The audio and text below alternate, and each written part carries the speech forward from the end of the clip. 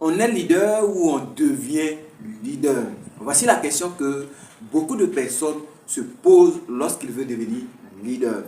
Lors d'une formation, j'ai été confronté à cette même question de savoir est-ce qu'on est leader ou on devient leader. Je vais donner la réponse. Mais avant de donner la réponse, je vais te donner 7 points qu'il faut développer si on veut devenir bon leader. Et après quoi, tu vas savoir si on est leader ou on le devient. Ces 7 points-là sont tellement importants que je t'invite à vraiment suivre cette vidéo-là.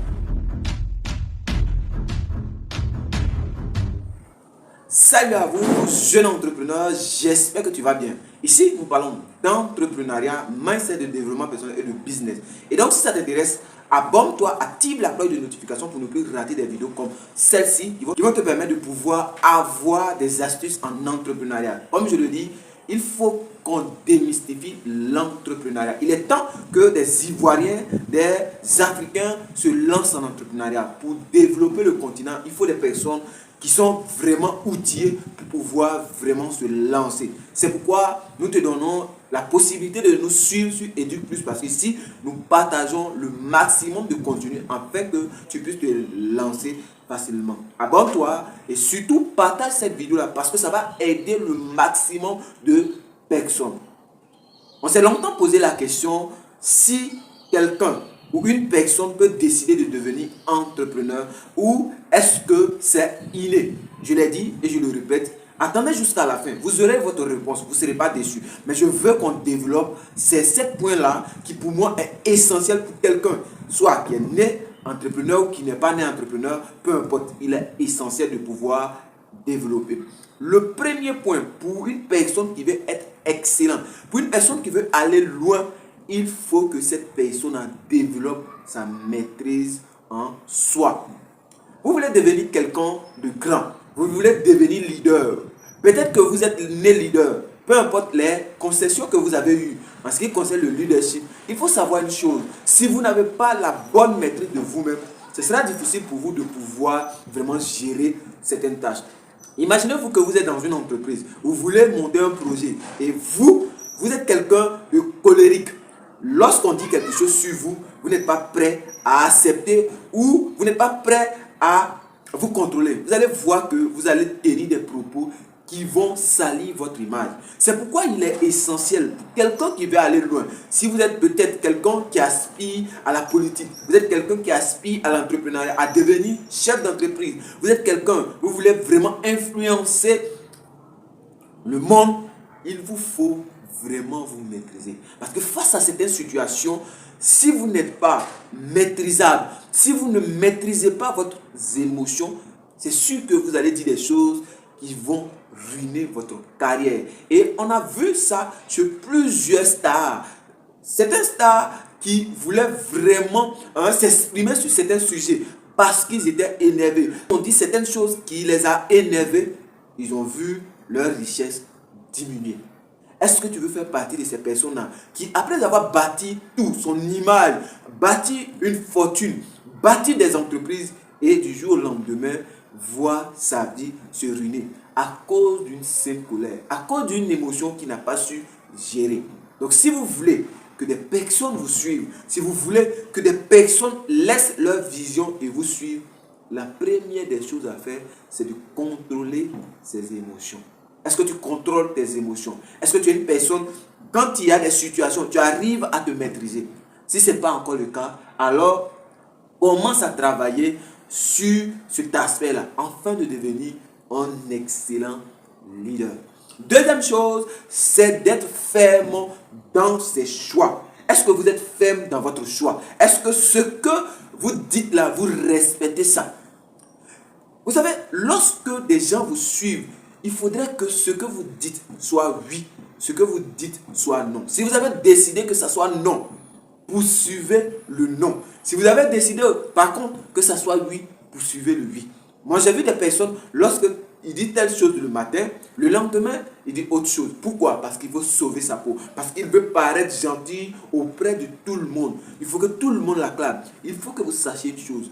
Un entrepreneur, un leader, un influenceur, un chef, une personne qui va être au sommet ne peut pas aimer ne peut pas être aimé par tout le monde. C'est pourquoi il faut être rigoureux dans ses choix et être ferme dans ses décisions qu'on prend. Si vous n'êtes pas ferme, c'est sûr que vous allez quitter le sommet. Vous n'allez pas être quelqu'un de responsable. Quelqu'un à qui on peut confier sa destinée ou sa vision. Or, un leader, c'est quelqu'un qui dirige des personnes. Et dès lors que vous décidez de diriger une personne, cela veut dire que vous avez décidé d'être ferme dans votre choix. Est-ce que tu es ferme dans ce que tu prends comme décision? Si tu as dit oui aujourd'hui, est-ce que tu es capable de tenir sur une longue durée cette affirmation-là? Alors, jeune ou jeune entrepreneur, ou si tu aspires à devenir leader, c'est le bon moment de commencer à être ferme dans ce que tu prends comme décision. Troisième chose, c'est faire plus que les autres. Qu'est-ce que je fais plus que les autres? Le commun des mortels. On se lève matin, on se lave, on va au travail à 8 heures, on revient à 17 heures. Est-ce que c'est ce que tu fais? Tu veux devenir leader, alors revois ton travail, revois ta façon de voir. Aujourd'hui, on a ce concept-là. Lorsque c'est vendredi, qu'est-ce qu'on dit? Aujourd'hui est vendredi, on ne dit pas au champ. Non. Un leader ne peut pas tenir un tel langage. Un leader ne doit pas être cette personne-là qui est pressée d'aller à la maison. Si vous partez à la maison, peut-être qu'il y a d'autres raisons. Mais parce que vous voulez vous reposer, parce que vous avez assez de travail, 8 heures de temps au travail, vraiment c'est énorme.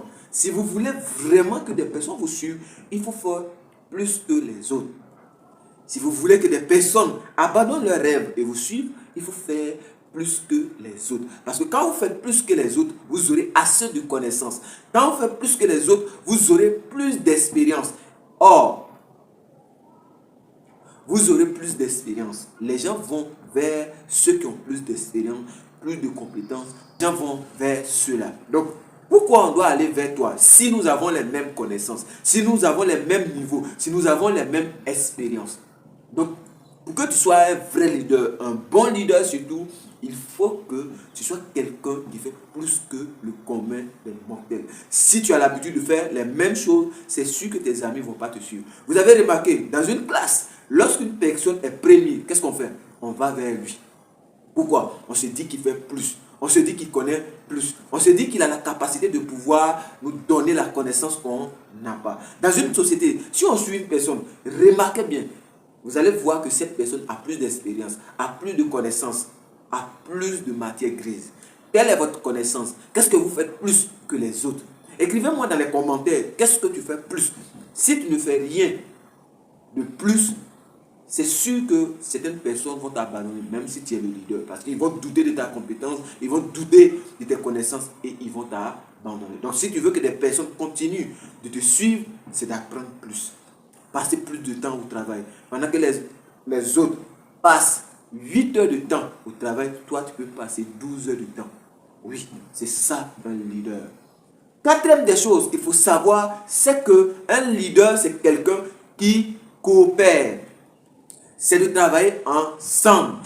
Qu'est-ce que tu fais ensemble avec tes leaders? Qu'est-ce que tu apportes? Après avoir acquis tes connaissances, est-ce que tu te mets à l'écart? Est-ce que tu es avec tes collaborateurs? Est-ce que tu piétines tes collaborateurs?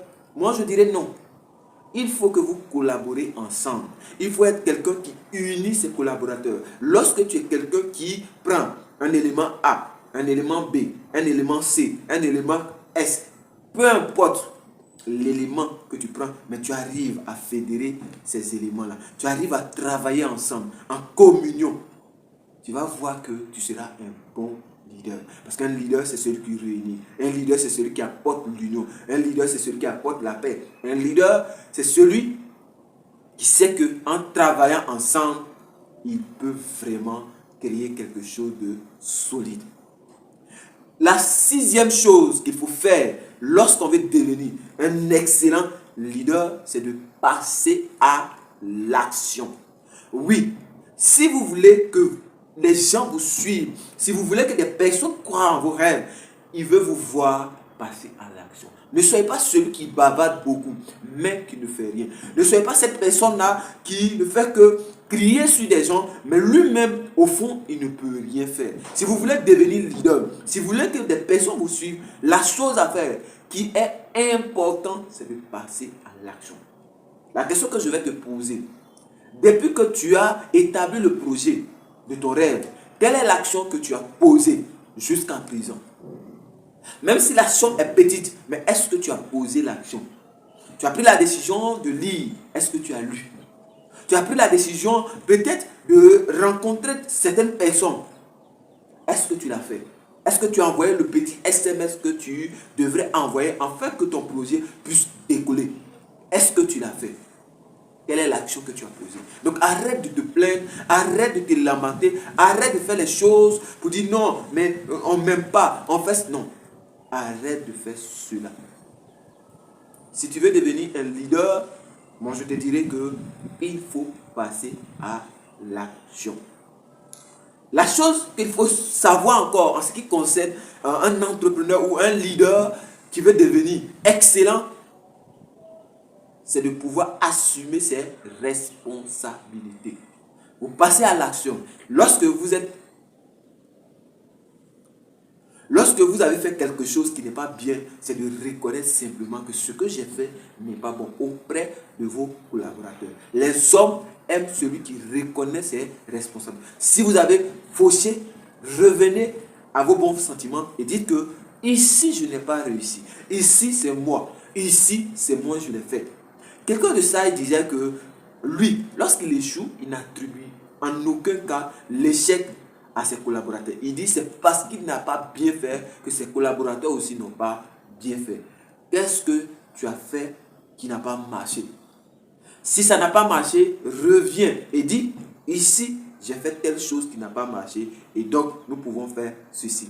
Lorsque vous êtes responsable, lorsque vous assumez votre pleine responsabilité, les personnes viennent vers vous et disent que effectivement tu es un bon leader parce que tu vas nous conduire, parce que tu vas nous permettre de pouvoir aller loin. La dernière chose qu'il faut pour un bon leader, pour être un bon leader, ayez un plan, ayez une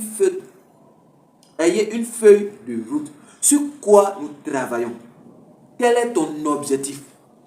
Sachez bien, chaque projet a un objectif. Sachez bien, chaque projet a une vision. Quelle est ta vision et quel est ton objectif? Lorsque tu as trouvé l'objectif du projet, lorsque tu as trouvé la raison pour laquelle tu te réveilles chaque matin, tu vas voir que ça sera plus facile pour toi de pouvoir te lever, de pouvoir continuer le combat lorsqu'il y aura des obstacles.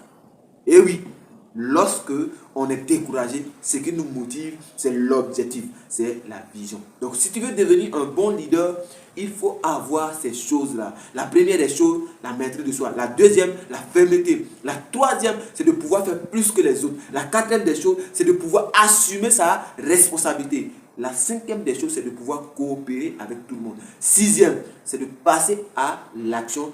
Et la septième des choses, c'est de pouvoir vraiment avoir un plan. Comme je le disais en début de cette vidéo-là, est-ce qu'on est leader ou on devient leader? Ce qu'on peut retenir, c'est que le plus important, ce n'est pas de savoir si je suis né leader ou est-ce qu'on devient leader. Non, ce n'est pas ça le plus important. Le plus important, qu'est-ce que je fais pour améliorer ma capacité à devenir leader ou un bon leader. Je sais que certaines personnes naissent dans une société où ils ont la capacité de vraiment commander. Je sais que certaines personnes, ils ont ce gel-là de commander facilement, de pouvoir diriger. Mais cela ne fait pas d'eux un bon leader ou un excellent leader. Ils commencent à être un bon leader lorsqu'ils commencent à développer le talent qu'ils ont. Ils commencent à devenir un bon leader lorsqu'ils commencent à mettre en place, à gérer. Ils commencent à mettre en place un système. Moi, je sais que certaines personnes ont ce chromosome qui leur permet de pouvoir diriger facilement. Par contre, d'autres n'ont pas ce chromosome-là. Mais ce qu'il faut retenir, c'est que tu dois pouvoir développer les 7 points que je viens de numérer là. Si tu veux devenir un bon leader, il faut développer ces 7 points-là. Si tu n'es pas né leader et que tu sens que tu as du mal à vraiment diriger, tu es un peu timide, la chose que je te demande, c'est de te former. Forme-toi auprès de quelqu'un qui développe facilement ces 7 points que j'ai énumérés là. C'était M. Da, jeune entrepreneur. À très bientôt pour une prochaine vidéo.